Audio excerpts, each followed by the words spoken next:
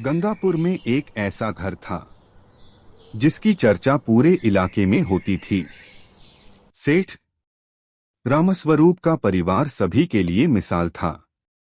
उनके 3 बेटे थे, विजय, संजय और अजय। तीनों की शादी को 5 साल हो चुके थे, लेकिन घर में कभी किसी बहू सास के झगड़े की आवाज नहीं सुनाई देती थी। सच तो यह था कि यह कोई साधारण ससुराल नहीं, बल्कि सर्वगुण संपन्न ससुराल था। सुबह की पहली किरण के साथ ही घर की सासू मां श्रीमती सुमन देवी सबसे पहले उठती। उनकी दिनचर्या अटूट थी।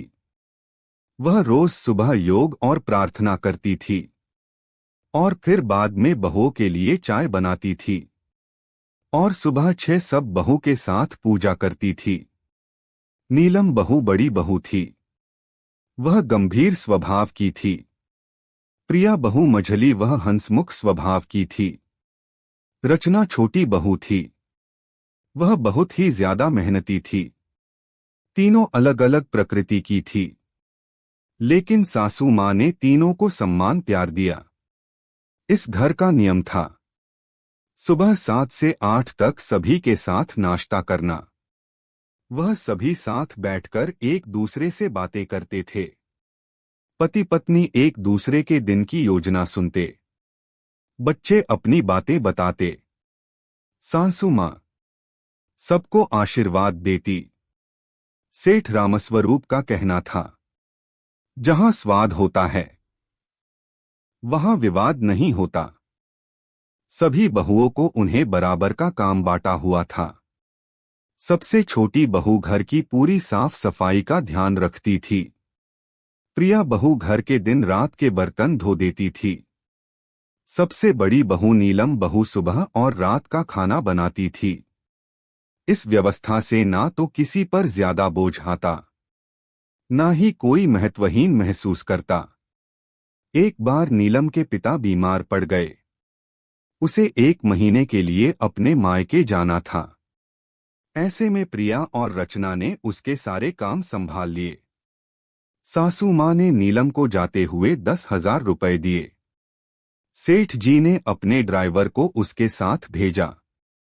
यह देखकर गांव वाले दंग रह गए। पड़ोस में रहने वाली शर्मा जी की बहू ने पूछा, आप लोगों के घर में कभी झगड़ा क्यों नहीं होता? सुमन देवी मुस्कुराई, बेटी, हम बहुओं की कमी नहीं, खूबी देखते हैं। नीलम की समझदारी, प्रिया की हंसी और रचना की मेहनत हमारे घर की ताकत है। दिवाली का त्योहार नजदीक आ गया। नीलम ने घर की सजावट की और योजना बनाई। प्रिया ने मिठाई बनाई। रचना ने बच्चों के लिए खेल आयोजित किया।